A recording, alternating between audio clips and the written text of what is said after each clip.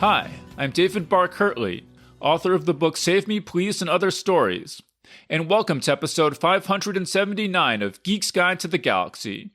Our guest today is Malcolm Collins, co-host of the Based Camp podcast, in which Malcolm and his wife Simone provide contrarian takes on a wide range of topics.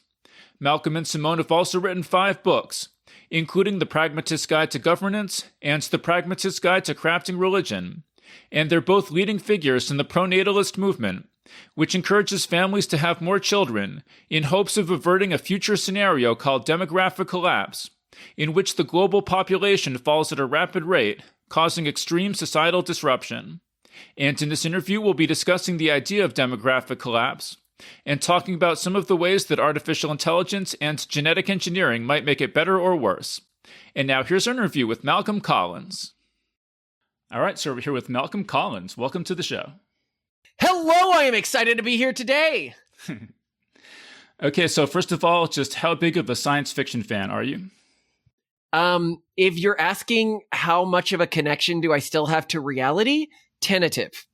Tentative. The science fiction has warped my brain, and now I believe that we are dealing with short timelines and everything's about to change in major ways.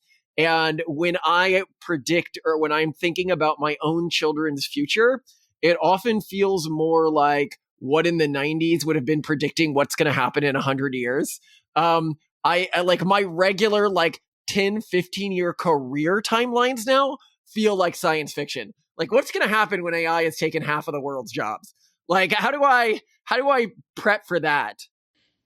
Yeah, no. Well, so tell us about so back in the 90s, say, what kind of science fiction would you have been reading? I consumed a lot in terms of reading. The only book science fiction I ever really got into was Dune. And that's because I didn't know in the 90s. So people might not know about the 90s is there wasn't a good way to find out what was good. So whenever I'd read science fiction, I would just go to a library and choose by the cover. And so I don't have a huge, a background of science fiction I was reading that was truly great from that period. In terms of the science fiction that really influenced me, it would have more been anime and TV shows and games. So that would have been things like Stargate SG-1, StarCraft, Sliders, The New Outer Limits, Lex, Starship Troopers, Eureka, Farscape, Megas XLR. When I was thinking through some of my favorite properties from that time period. And one thing I notice about a lot of those properties is they episodically explored different what-if scenarios. When you mentioned the New Outer Limits, I was in college when that was on, and this is back, when you would have to watch it on, we didn't even have, at that time, we didn't even have TVs in our rooms. You had to go to the lounge to watch TV. Yeah. And it was on at I forget, it was 11 p.m. on Sunday nights or something like that. So I would be down in the lounge watching Outer Limits, and every once in a while somebody would walk in and be like, "What are you watching?" I'd be like, "Outer Limits, it's awesome," and then they would not be interested and would walk away. And that's just kind of what it was like being a science fiction fan back then. Yeah, it's interesting. I mean, it's become a much more dominant now. Actually, when you had asked me, what science fiction do you engage with in terms of content, one of the things I found very interesting in my head is I kept realizing that stuff that I hadn't categorized as science fiction was science fiction. And I was like, oh yeah, I guess for example, Fallout, that's science fiction. Oh yeah, I forgot to mention that. Really loved Fallout. Because you forget, oh yeah, post-apocalypse is a form of science fiction. But yeah, I completely agree with you on that point. Yeah. And so what else you mentioned there? Stargate SG-1. I know you watch a lot of. I just watched your video. It's called "A Chat AI Addiction Transforms the Way I Understand Our Reality." Oh, God, yeah, I've gotten so into... That's the main way I've been consuming science fiction recently. So what I've learned is you can go on these, pervy chatbot websites. Just ignore all the pervy bots, okay? Only create your own bots. Go into it. It's very easy. Write down, your thesis for the world you want to enter. And then, if you use something like Flow GPT, then what you can do is make sure you turn it to one of the good bots. Now, they don't have it set to one of the good bots because all the bots they have it set to are for not safe for work stuff. So they have to be pretty limited. But if you turn it to GPT Turbo and have that replying to you, you can get these really narratively rich beautiful worlds that you're interacting with. So I will, I have a few like sci-fi scenarios I've created that I really like to engage with. In one, I'm sort of thinking through like what happens after a demographic collapse based economic basically collapse of our existing geopolitical system. And I always take the place of one of my like great grandkids, trying to navigate sort of the haven system, as I call it in that. And another, I'm thinking, well, what happens in a, if we're successful in every conceivable way, and in a million years, some, well, obviously specified iteration of humanity exists, what would that world look like? What would it look like to explore that world? And so I have another where I go and do that. Well, let me just explain for listeners. So basically what we're talking about is it's like, like a text adventure game kind of thing where you're talking to the computer and you're telling it what you want to do. But this is all, Chat GPT AI powered. So it's kind of like improvising the story for you on the fly as it's going. And it sounds like, I haven't actually tried this yet, but it sounds really like it's this really cool new game. I'd almost warn against it because it's really addicting if you're into stuff like sci-fi. The only way I was able to break my addiction was playing through all iterations of the stories that I found interesting. And what I realized is that in most worlds, when you're dropped into them, your decisions end up converging around a fairly narrow pathway of decisions. Yeah, well, because you like to conquer the world, it sounds like, no matter. Yeah, that's what I mentioned in that one. I always find myself, okay, how do I gain the most power? How do I rethink this world? How do I fix any systemic problems in it? Yeah.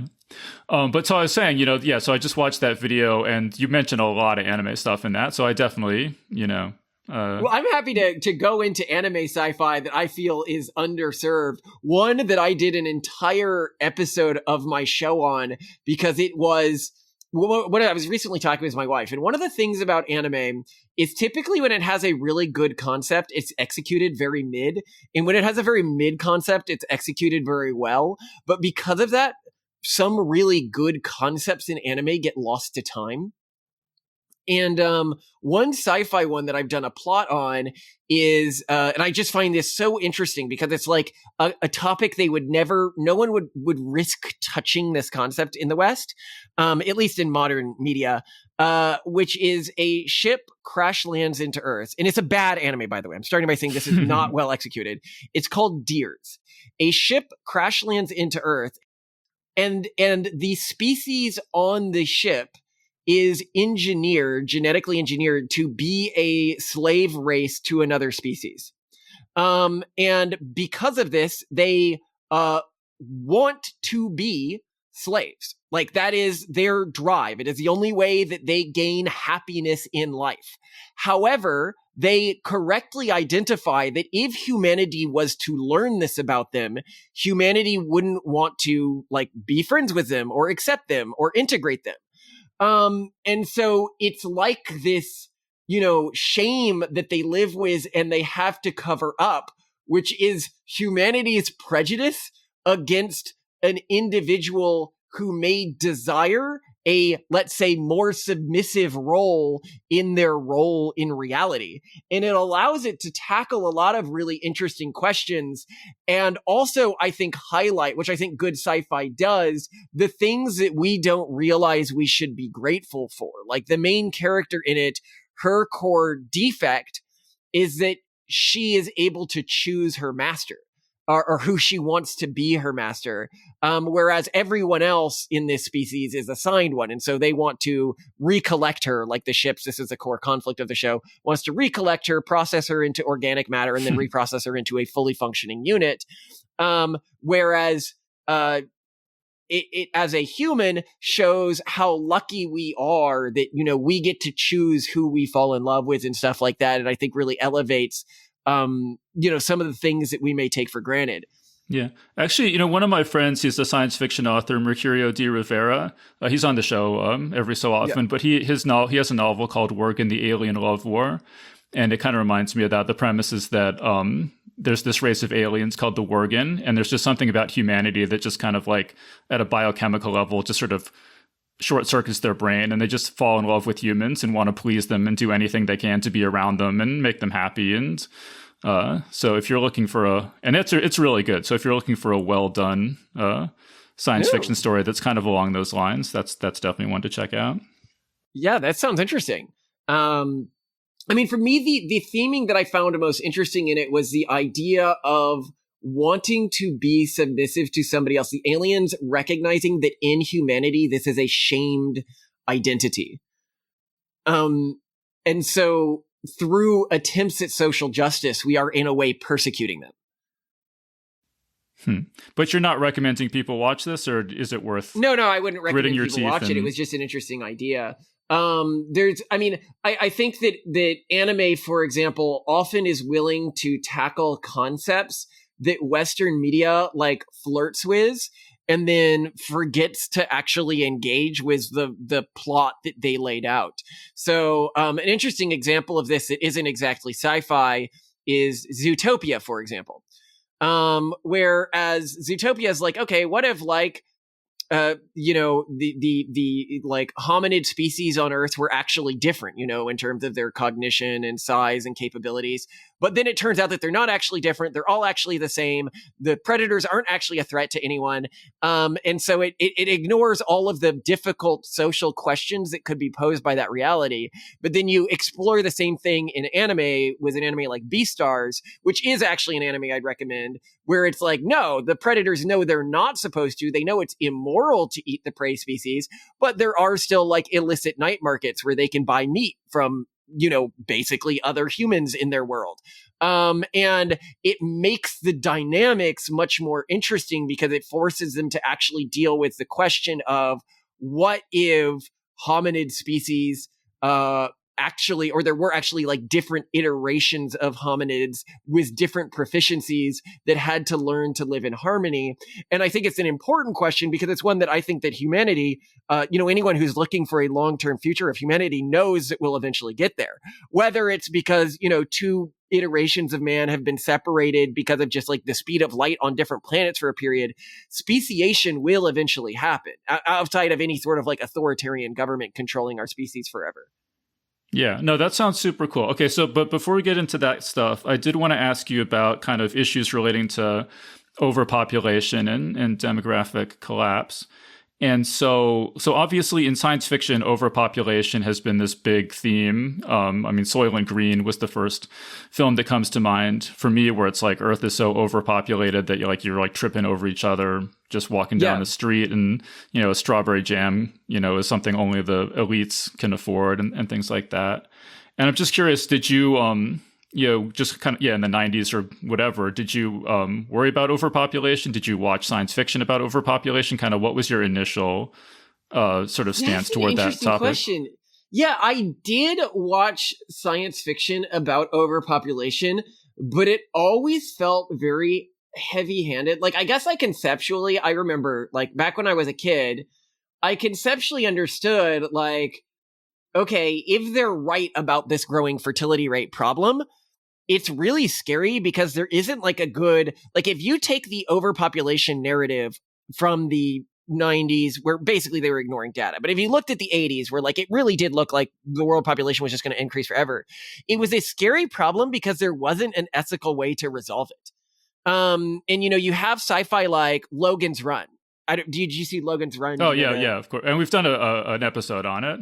So if anyone wants a detailed, where they are, hypothesizing, well, maybe we could have solved overpopulation in this way. Like we just don't let people live after a certain age and we make it into like a ceremony where they're happy to die.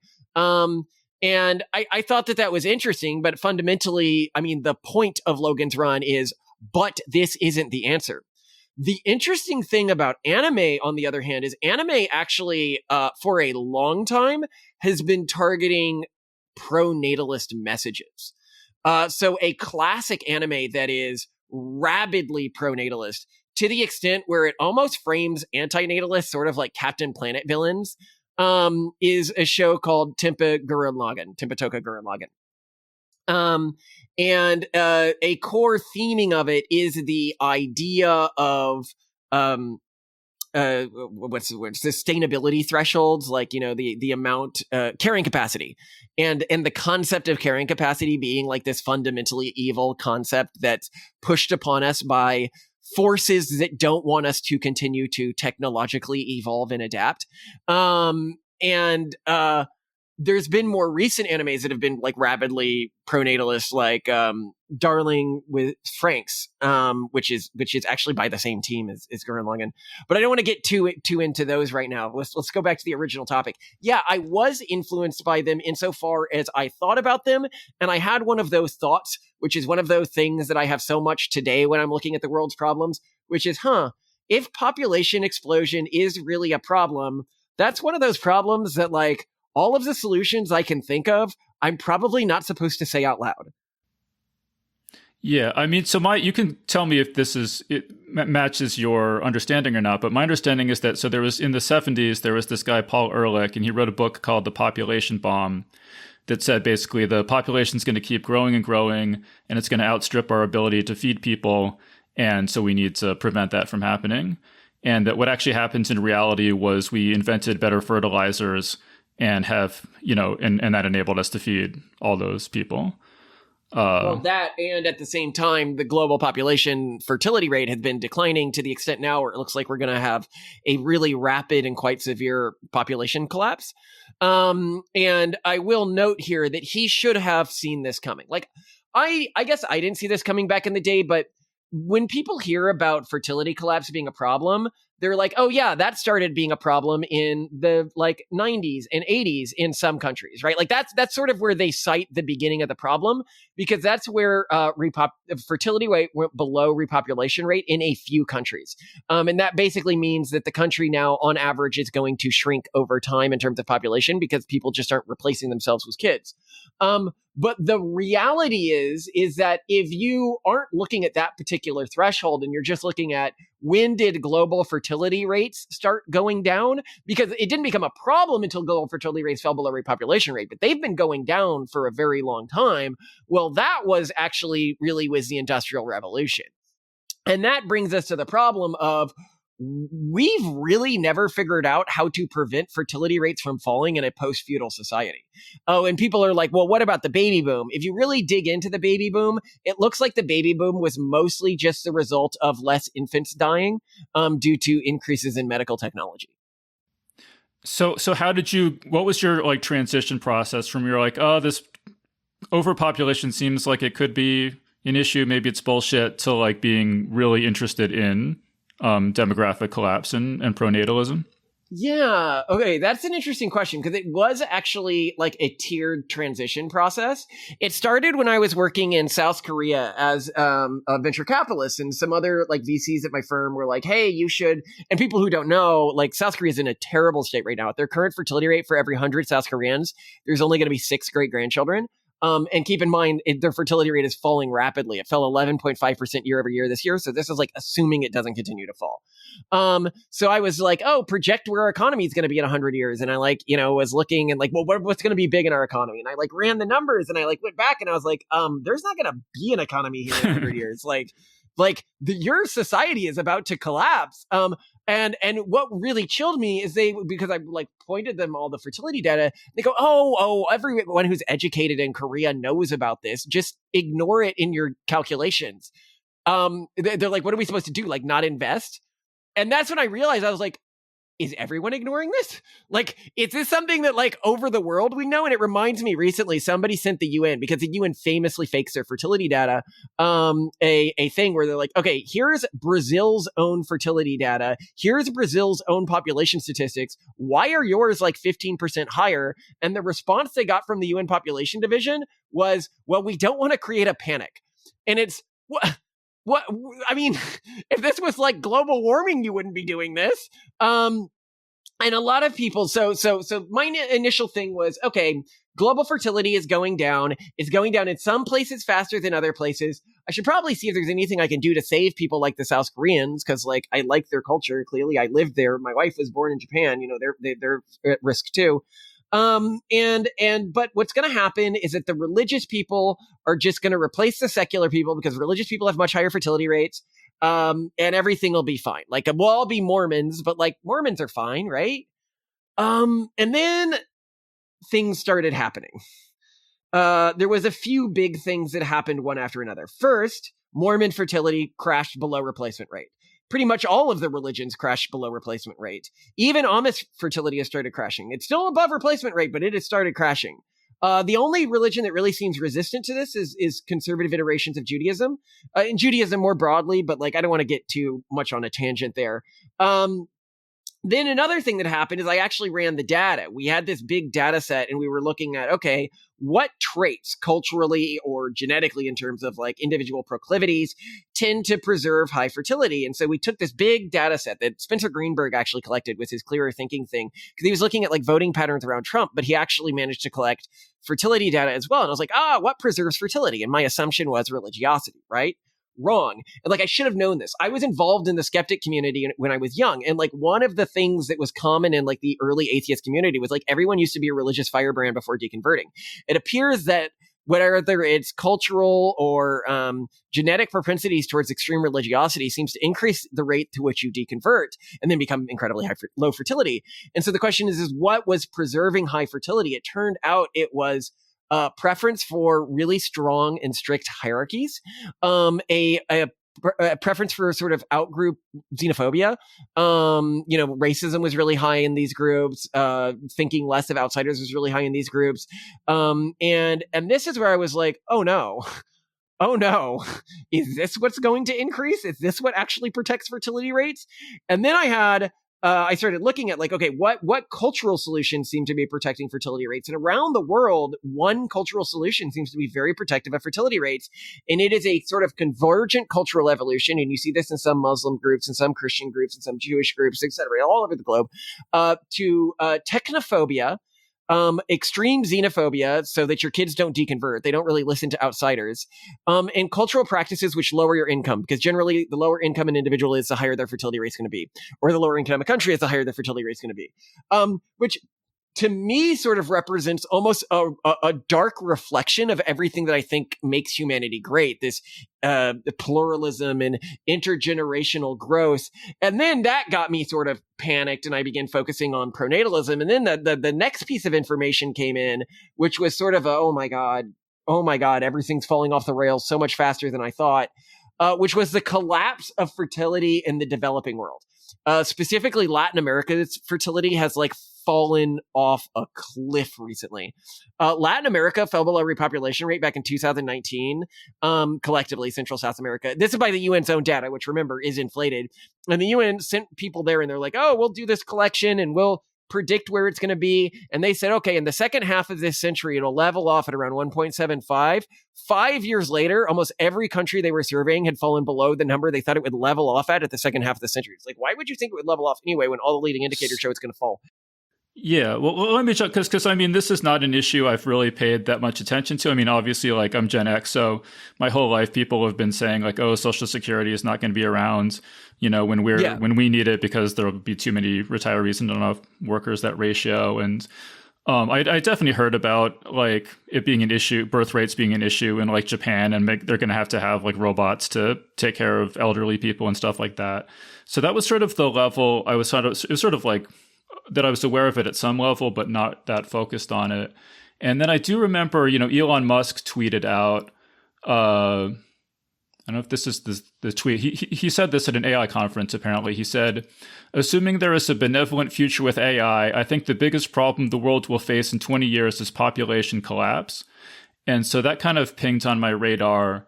But then you see like responses, like there was this response in Wired magazine.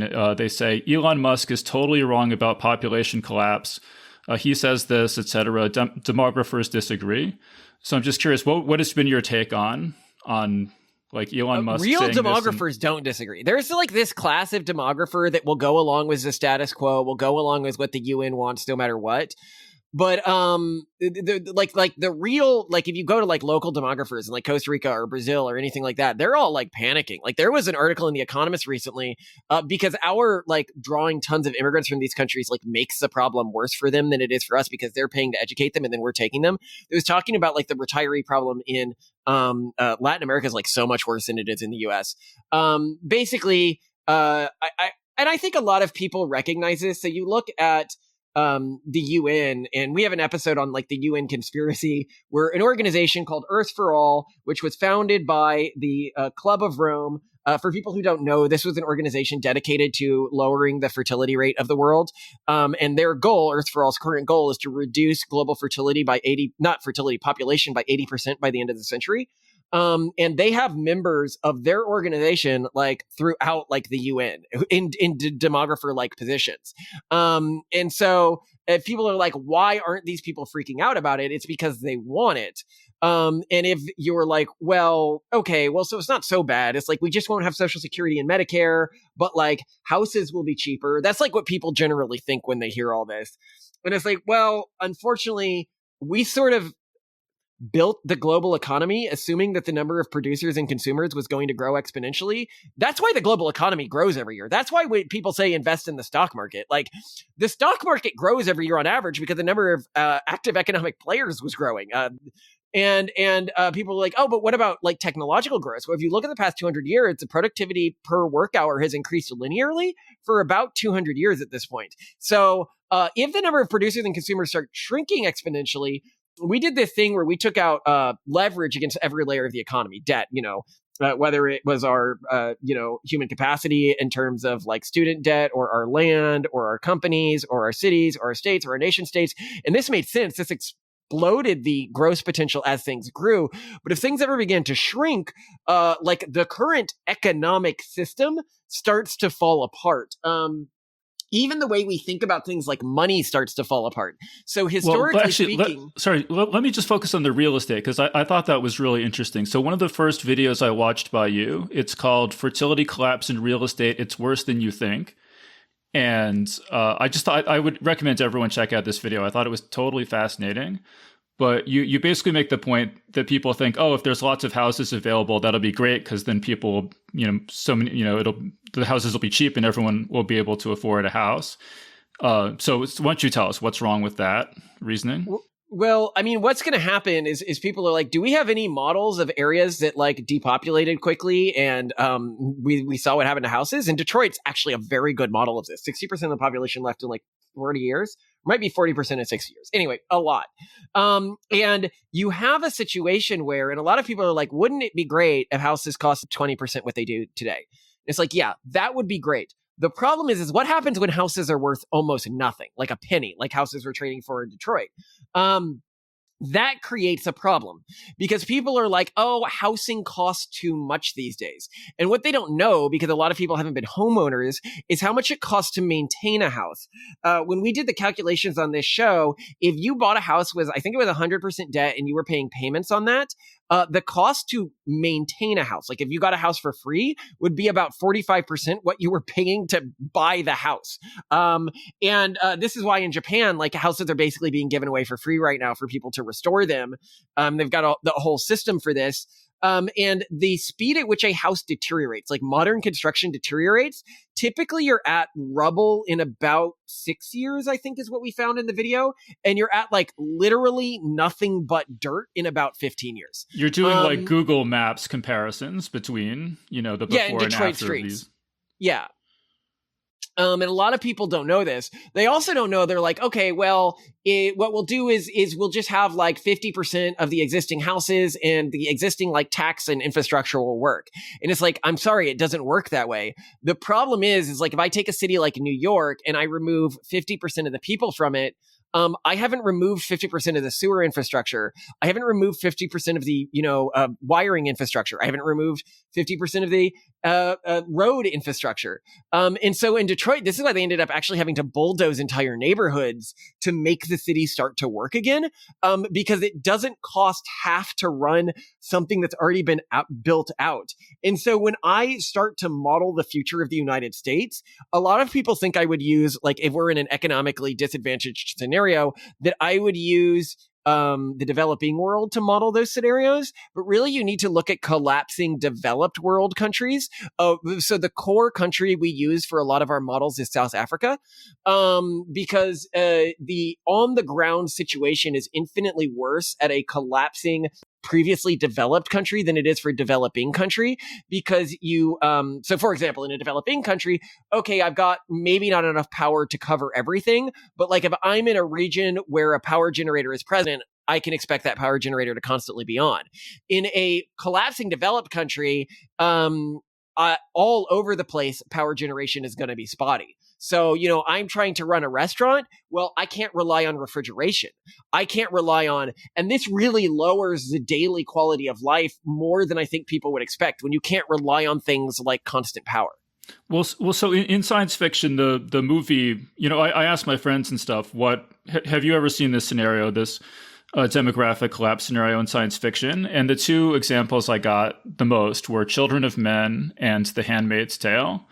And so Children of Men, if anyone hasn't seen it, basically the premise is that there's this worldwide plague that affects fertility, and no new children have been born in like 15 years or something, and everything's just collapsing because everyone has lost hope in the future, and there's crime and everything.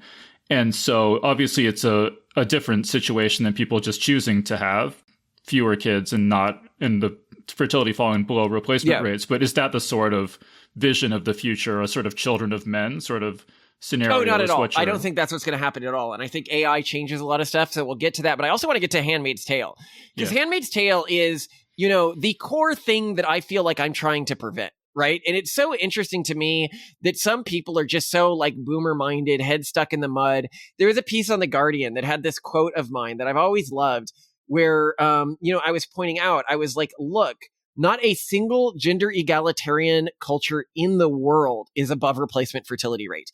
If we can't figure out a way to culturally motivate people in groups that treat women as equals to have children above repopulation rate, groups like that won't exist in the future. You can look at a country like China, where they're already beginning to restrict women's rights in terms of reproductive control and everything like that, in an effort to increase fertility rates. And their response to this was, that sounds an awful lot like a threat to me. And I was like, no, you child. I'm like, don't put your hand on the stove or you'll be burned. If we can't find out a way to create a fertility neutral, even gender egalitarian culture, humans won't have that trait in the future. And that terrifies me.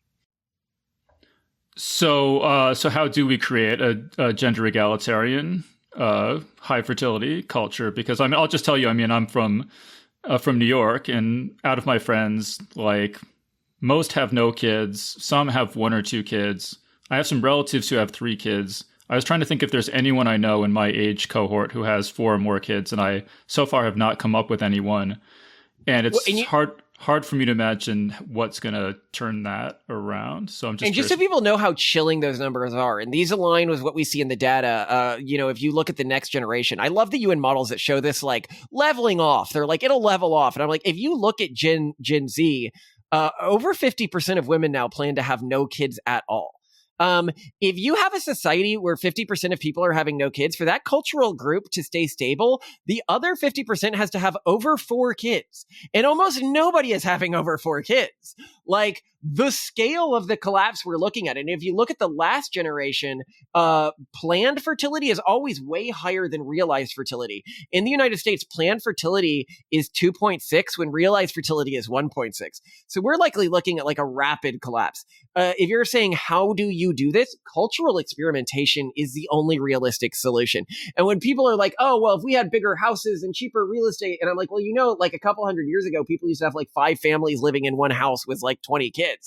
And they're like, yeah, but I don't want to do that. And I'm like, well, that's a cultural difference that you have from people in the past that was created by the indolent period we had during the baby boom, where basically we were cheesing our economy by stealing from everyone else's.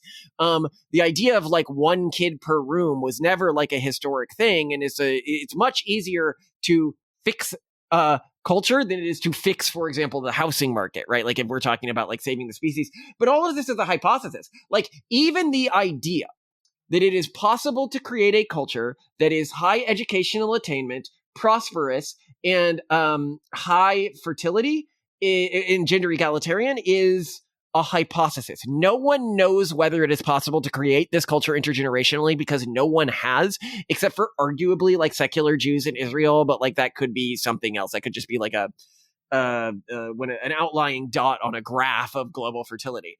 Now, the other thing I want to talk about is like, what does the future look like? Because this is the area where I feel like everyone is like mismodeling. But before I get to that, so there's no.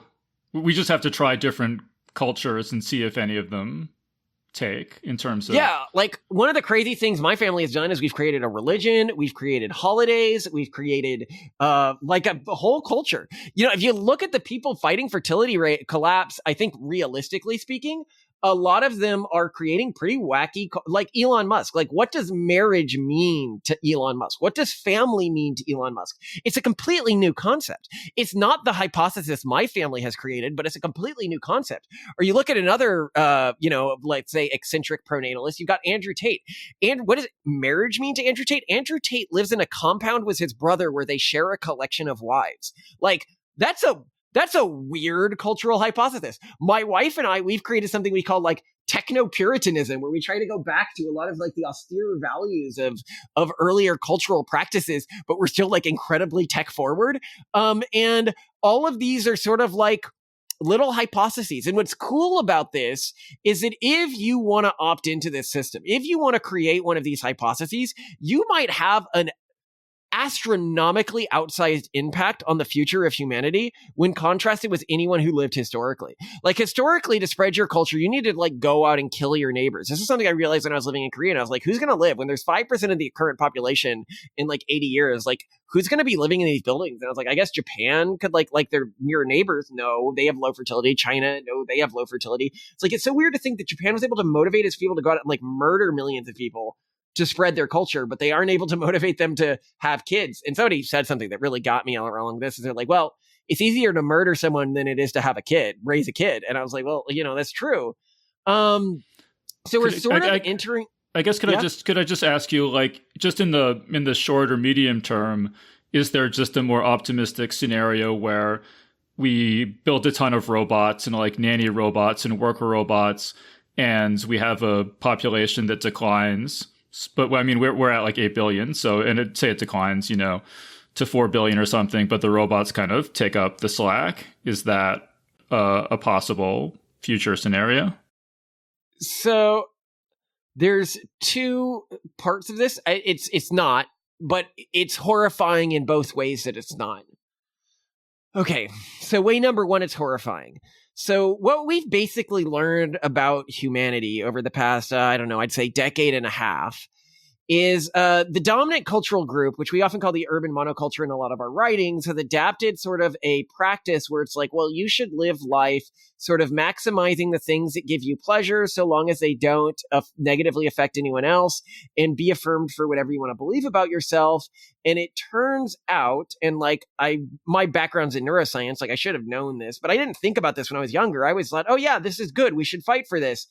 That humans really like biologically weren't built for post-scarcity environments. And that we sort of go crazy when we enter them, specifically when you, like the urban monoculture does, tries to minimize all negative stimuli that a person is exposed to. It begin to become, that's what like trigger warnings are, for example. You begin to become hypersensitized to negative stimuli, and they can throw you in sort of like anxiety and panic spirals really quickly. And this explains why, likely historically, at a cultural level, one of our books, The Pragmatist Guide to Crafting Religion, is on like how cultures evolved, how religions evolved. And it goes over the fact that a lot of religions seem to be designed to augment biological fitness more than spread through conversions. And this is why you get, religions figuring out things like hand washing, like hundreds of years before science did. But also why pretty much every successful long-lived religion anywhere in the world has some sort of arbitrary self-denial ritual, whether it's Lent or Ramadan. So sorry, you're saying that people will just go crazy if the robots are doing all the work and the humans have no sense of purpose or don't feel needed, that'll just, people just psychologically can't handle that. I think that we've already seen sort of the psychological breakdown of society. There was a poll recently by the CDC looking at the rates of unaliving oneself in America's school system, and it showed that 1 in 4 girls, not over the course of their adolescence, on any given year was creating a plan to unalive themselves. Like, people underestimate the scale of like how insane things have gotten. 1 in 10 kids makes an attempt every year now. It is bad. And so like, and like people are like, well, what if we give like BMI to people? Like that will help people. Well, UBI.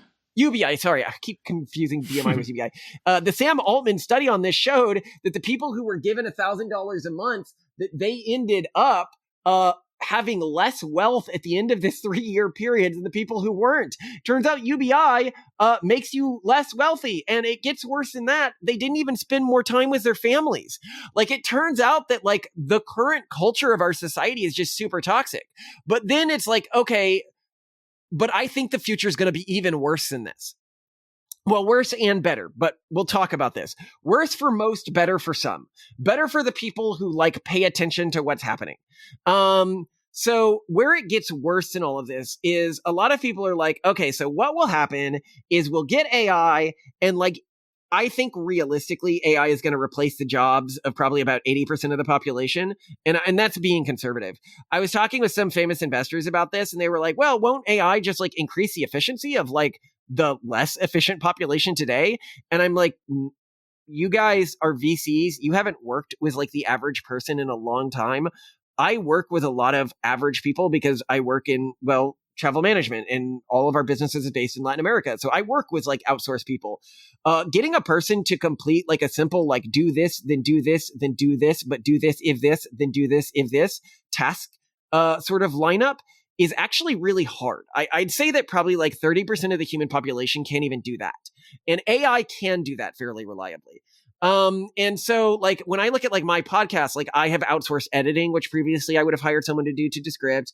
I've outsourced image creation to AI, which previously I had on a docket to hire someone to do. Well, I'll stipulate that AI will replace 80% of jobs. That seems totally plausible to me, but doesn't that cause a problem regardless of what we do with birth rates, or am I missing? Well, yeah. something? So let's talk about, we'll get to the reason why this matters for birth rates in a second. Okay.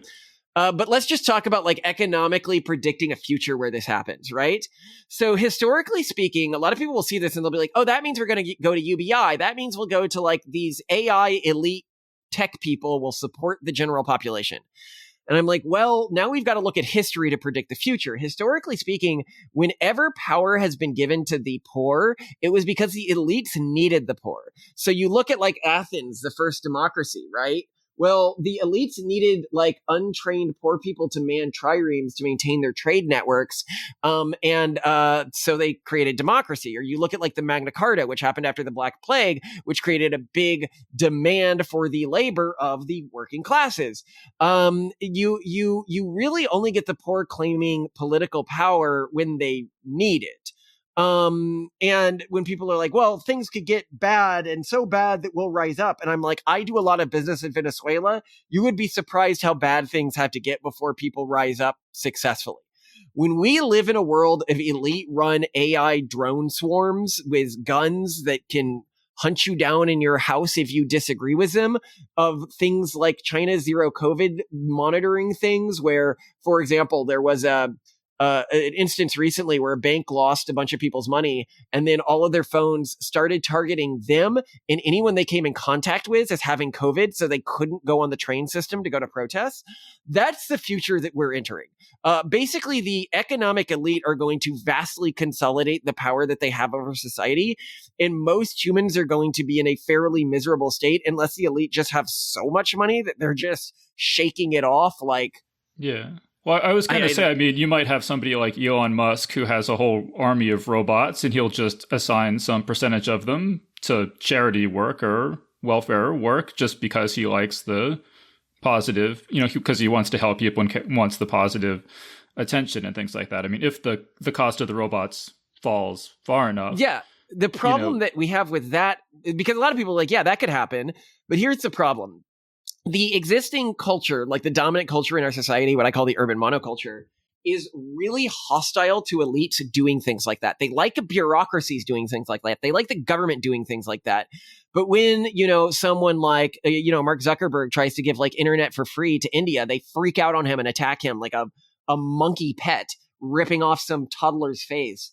And then he backs off and he freaks out. And I think everyone knows realistically, if Mark Zuckerberg or Elon Musk or Sam Altman tried to like give everyone, like free brain computer interface or like free robot slaves, the public would freak out and sense a conspiracy, and then the negative PR would cause them to shut it down.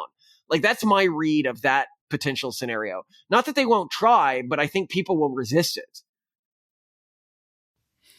Okay, so okay, so we're hold on, it gets worse. Okay, continue. No. Well, yeah. Well, tell me how bad. I guess how bad do you imagine it getting? Yeah. Yeah. So let's talk about how bad this gets, because it gets worse. So there are some delusions we live with as society. Like back when it looked like population was going to explode forever, if you were talking in closed rooms, everyone would be like, look, I realize the only way this can likely be stopped is with some sort of sterilization program, but like we can't talk about that, right? So I guess we have to wait till this becomes an existential issue for our species, and then we can begin to have conversations like this. It's the same with fertility collapse, where everyone who is educated and not just like completely brainwashed broadly understands that there is, and it is actually one of the most robust findings in all of science, a correlation between genetics and whether you want to say IQ or educational attainment or personality or competency, just like across the board, genetics doesn't stop at the neck. It seems to affect some aspect of our cognition, and a pretty big one. Most of the studies show it's like 60%. I mean, like, for example, if you take children and you raise them in two different families, on average, their educational like attainment as adults is only going to be 8% different. So it's pretty persistent there. And when you look at fertility collapse, it doesn't happen within all regions equally. The more economically successful a country is, typically the faster its fertility will collapse, but same as the more economically successful a region is. So if you take something like the United States and you go to Manhattan where you are, fertility collapse is like 1,000 times worse than it's going to be in like rural United States. And if somebody from rural United States happens to prove themselves particularly economically productive, then they're going to be drawn into Manhattan. And I'm not saying like IQ or education makes someone economically productive. I'm just saying whatever happens to correlate with economic productivity happens to correlate with low fertility. I bet if you were to look at the fertility rates of the people who work on like AI projects, they're probably in like the 0.4 range, like astronomically low. And this is one of the problems with solving fertility collapse. People are like, oh, we could just like pay people on welfare to have kids, like maybe pay them like 50,000 or 100,000 per kid. And it's like, well, the problem is people on welfare are 3 times more likely to have kids on welfare, whether that's genetic or cultural. It doesn't really matter. The point is that if we massively so you're imagining an idiocracy kind of scenario. Is that where? Well, I mean, we're heading towards an idiocracy. People can watch our video, demonetized, by the way. Are we headed towards an idiocracy? Where I go over a lot of the science on this, and we can look at the polygenic scores. These are like the genetic things that we know that correlate with IQ. And we can see that not only are they, of all the polygenic scores we have, the best predictor of low fertility. Like if you're looking for the low fertility for polygenic score, it is actually the educational attainment fertility score. But we can also look at these polygenic scores within developed countries' genetic data sets and see how quickly they're decreasing in frequency. In whichever way we look at it, we can also look at the decline in like college IQ rates, which is about 0.1 per year, I think. Yeah, 0.1 per year. It looks like we're going to have a 1 standard deviation decline in IQ in the developed world within the next 75 years. And that means within like 150 years, the average person in the developed world would be what today we would consider mentally handicapped. Yeah, that's not awesome when you consider, the thing about sorry, say AI. again, what was the time frame for that? 75 years for 1 standard deviation downgrade, 150 years till we're half mentally handicapped. And it's not that AI won't be able to handle us. We could end up in a Wall-E scenario. I actually think Wall-E might be one of the more accurate potential future predictions. Except that like we lack the capacity to even realize that it's a problem that the AI is making every decision in our lives. However, I don't think that that's the direction humanity is going to go. We have some pathways out of this. The best pathway out of this, the evil pathway out of this is eugenics. That is to say that we use some sort of government mandate or, social coercion to try to force the average person to, basically care about genetic selection. I think that's evil. I think forcing these things on people is evil. I think removing choice is evil.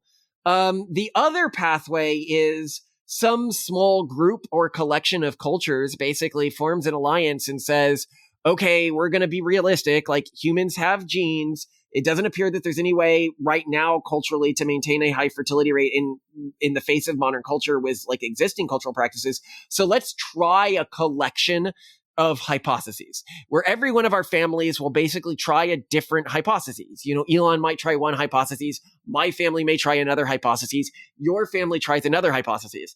And then we build a set of rules for how those hypotheses could engage with each other. And this is what we call the index in like the Pragmatist Guide to Crafting Religion, like a system of rules for how different cultures can intermarry even when they're very pluralistic. And that we continue to engage with not just things like polygenic selection, which we've done for our kids, which is basically Gattaca, by the way, Gattaca, can we talk about Gattaca for a second? People are like, Actually, before we, this ties in, but is it not, I guess that's exactly what you're talking about, but is it not plausible that if you're talking about 75 years or 150 years, the genetic engineering technology will be cheap enough that anyone can boost the IQ of their No, it's absolutely true. And everybody who cares about this technology is working to make it dirt cheap. I actually was close to making it potentially free, especially if I can get government support. But that's like a different. It doesn't cost a lot to do. Polygenic selection, like full genome sequencing, is just not that expensive when done at scale. And then genetic selection is just not that expensive because all you're basically doing is comparing like data sets to other data sets, right? Like it's basically free. It's like an Excel spreadsheet. Yeah. So just for listeners, what you're talking about is fertilizing a bunch of embryos, doing DNA sequencing on them, and then picking the most robust genetically to implant. Is that correct? Yes. And right now we also are looking at, in reality, because I happen to have, given my public position in all of this, I happen to know what science is being worked on right now. And I guess what I'd say is the public is unaware of the state of editing human genomes at the embryonic level at the moment. And that we are probably at max, especially with AI's ability with this stuff. It turns out AI is really good at this stuff. 2 generations from just gene edited humans. So I believe that polygenics will be part of this. Whereas where polygenics differentiates from eugenics says we're going to force this on everyone. Polygenics says I will engage with this voluntarily and try to make it something that everyone can engage with if they want to. But I should probably talk about Gattaca before I forget. Yeah. Gattaca, a lot of people take away from Gattaca that this is a dystopia. And I'm like, how is it a dystopia? Like, people have less disease. People have better lives. And they're like, oh, what about the main character? And I'm like, the main character is a villain, okay? He lies about his heart rate on a mission that costs billions of dollars that can only happen once every 25 years or something. Imagine if an existing astronaut was doing that, wearing like a heart rate faker because they could die at any moment on this mission that is potentially existentially important to human survival. That is not a good guy. But the core message of it anyway is that even in a world with genetic selection, willpower still matters more. It's just harder. Yeah. I love Gattaca. It's one of my favorite movies. But I love Gattaca too, yeah. I think, great. I've always said that, that like this is really totally unethical, what he's doing. But yeah, but there is like this inherent conservatism to so much science fiction that, any new technology must be bad and we need to go back to the natural way. Yeah, That's one of our early episodes, and I actually think it's one of my best episodes, which is My Husband is a Villain. And it talks about how in narratives, especially in popular narratives today, the person who wants to make a radical change to try to fix a systemic or impending problem or is the bad guy, whereas the person who supports the status quo is always the good guy. Like, the Kingsman is great for this. The main character in the Kingsman is always just like, support the status quo, where the villain is like, here's a novel solution to a systemic and wicked problem. No, I think their solutions might be wrong-headed at times. Well, and I also think that that's like the core thing of like Watchmen, for example. But yeah. Well, so is there not then an optimistic scenario where in the future there's robot workers, everybody who wants to can have their IQ boosted to whatever they want to be as competitive as it's possible for humans to be, and we sort of we can grow additional humans if we need them for anything? Okay, yeah, I see where okay, so there's sort of three groups of humans right now, in terms of who's going to matter in the future. One group is that group that I sort of call like the shadow people. They to me represent, in video games or sci-fi, sometimes you end up fighting a shadow mirror of yourself that's supposed to represent all of your worst and most evil characteristics. These are the people that have been able to get through what we call the Valley of the Lotus Eaters, in reference to the Greek Isle of the Lotus Eaters, where, the temptation was just all the pleasures you could get, that have gotten through this by taking pokers and blinding themselves. These are the people who represent technophobia, xenophobia, and economically unproductivity as a way to get through fertility collapse. It exists all over the world. They're going to be the dominant population group that gets through this current era. Just in terms of numbers, it's very clear.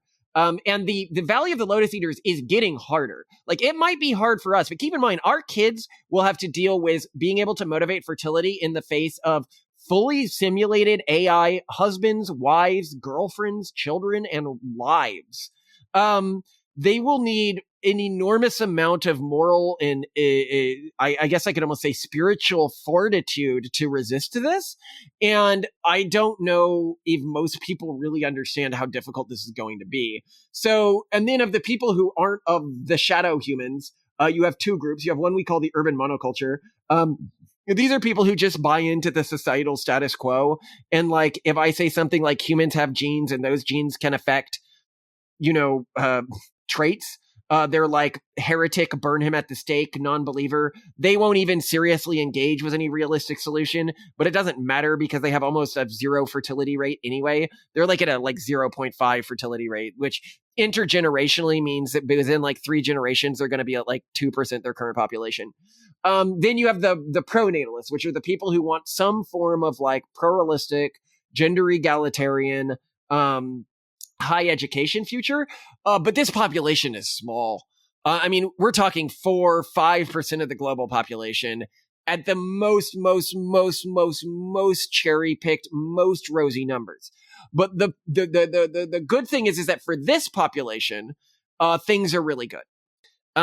They broadly will be accepted, given that we're sort of setting the culture for this. We're really for anyone who wants to join. We want to find ways to help their families join.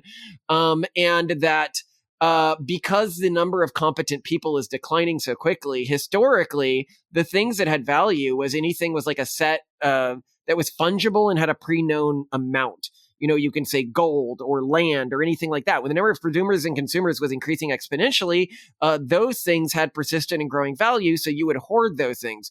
But when the number of competent individuals specifically is falling really quickly, so you don't just have a fertility problem, it's a competent human problem, well, then those people become incredibly valuable.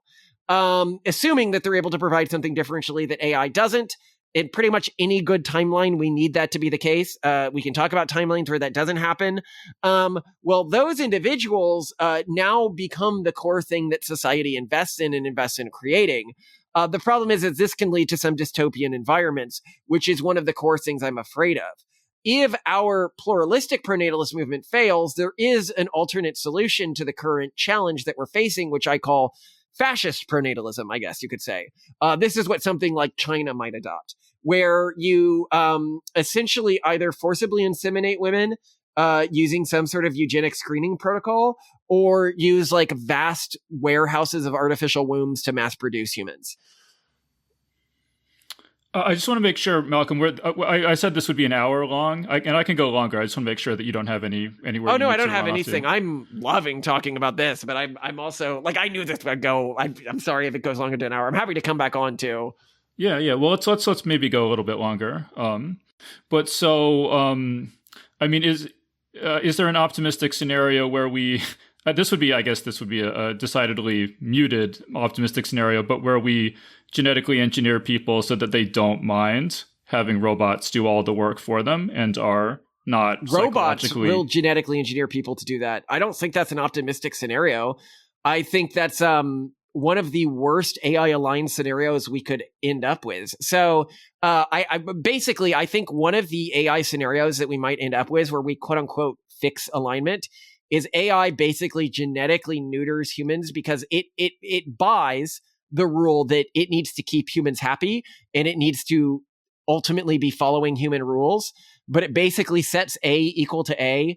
It genetically modifies or selectively breeds humanity to be okay with basically having no decisions, basically being Wall-E people, except without the capacity to resist. And it just keeps us like pigs on a farm to justify its own existence, to go out and do the stuff that it thinks matters in reality. I don't know if I love that scenario. I think that a portion of humanity is probably going to end up becoming something like that. But I don't think that that's the humanity that like anybody wants their descendants to fall into. I think, I can imagine it's like people still play chess, even though, a computer could beat any human player at chess, but you can still derive enjoyment from getting good at chess and competing with other humans at chess. And so it could just be like all of humanity is kind of in that realm of like enjoying competing with other humans while knowing that that they can't really compete with the AIs on anything that matters.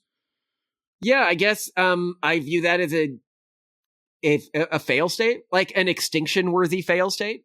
If we don't have agency, if we're just playing in what is basically an AI created simulation for our own amusement, I don't see the point of existing. But this might come to my moral and I guess almost religious beliefs. That I think the point of humanity is to have agency and continue our own improvement.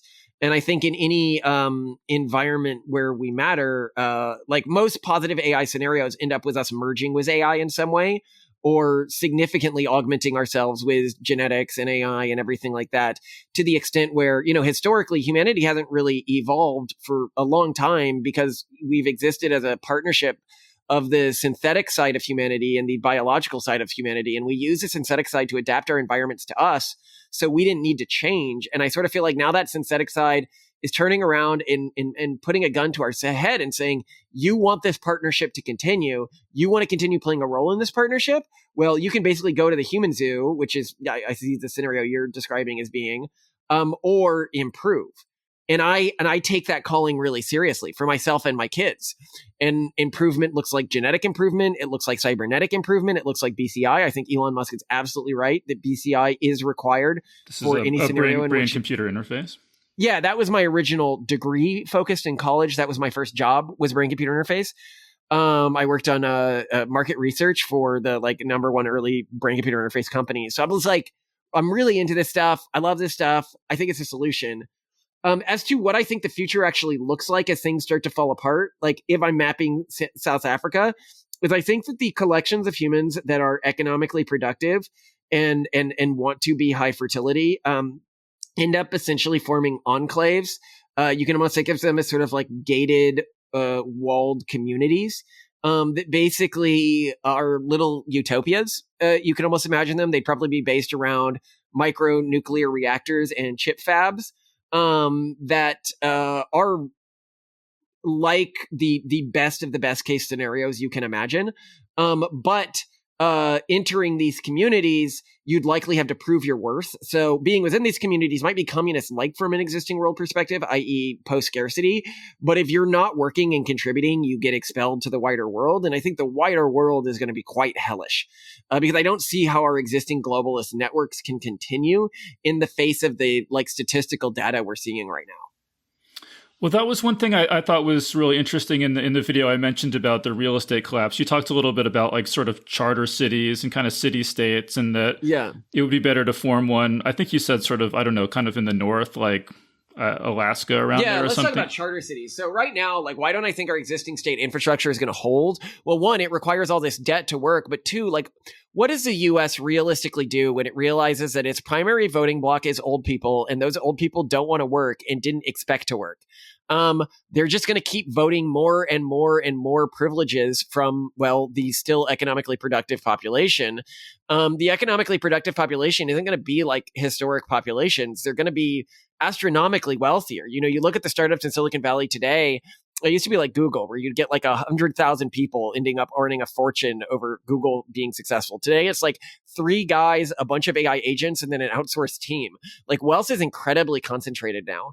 And I think a lot of these fiefdoms are basically going to be fiefdoms around these. People have called us techno-feudalists, and I'm not a techno-feudalist because I think that's the best option. I just think it's the most realistic path forward, where these people are going to have astronomical amounts of wealth. The U.S. is going to decide to tax them to support like half of the population that's not working.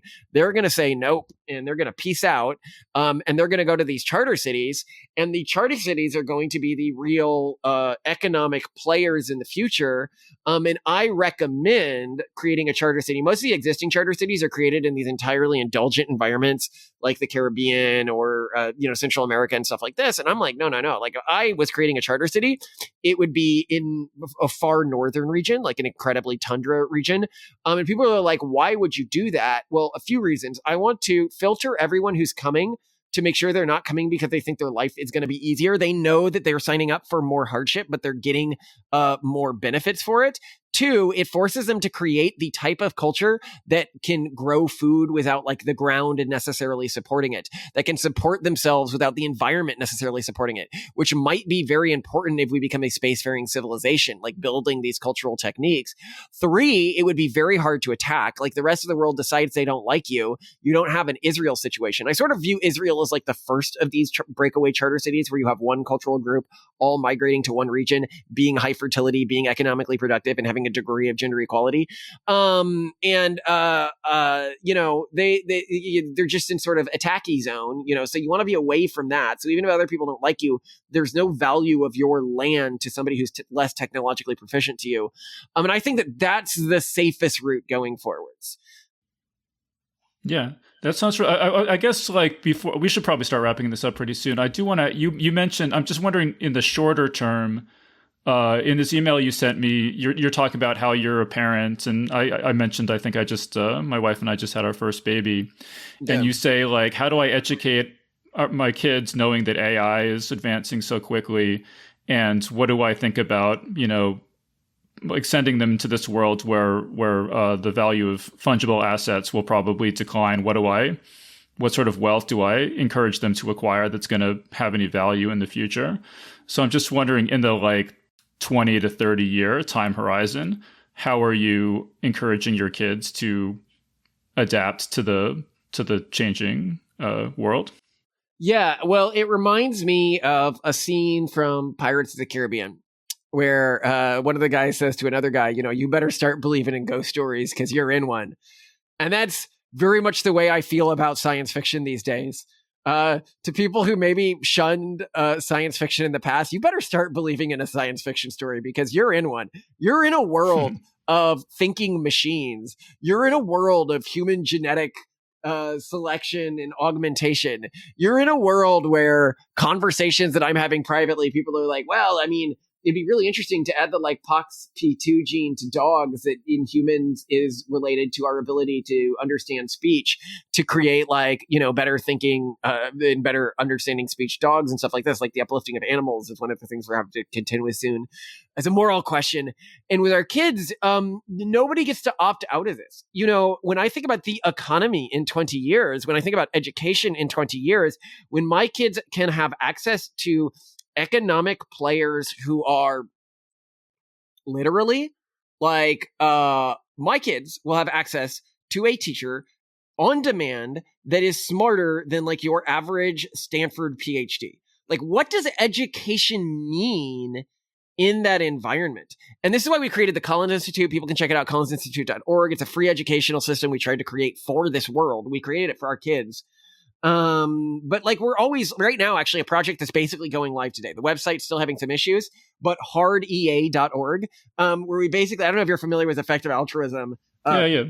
The idea of focusing on like charity that's like not for social signaling, but like the old EA organizations, they were entirely captured by social signaling. They like won't focus on pronatalism because it's controversial. They won't focus on human genetics because it's controversial. They won't focus on like real AI solutions. They're like, oh, we need to ban every country in the world from working on AI. And I'm like, well, if you think that that's the only way to keep AI from killing us, it kills us in every single timeline. And so I was like, you know what? I just need to create like a real EA organization. So we created hardea.org, and anybody who wants to work on this, let us know.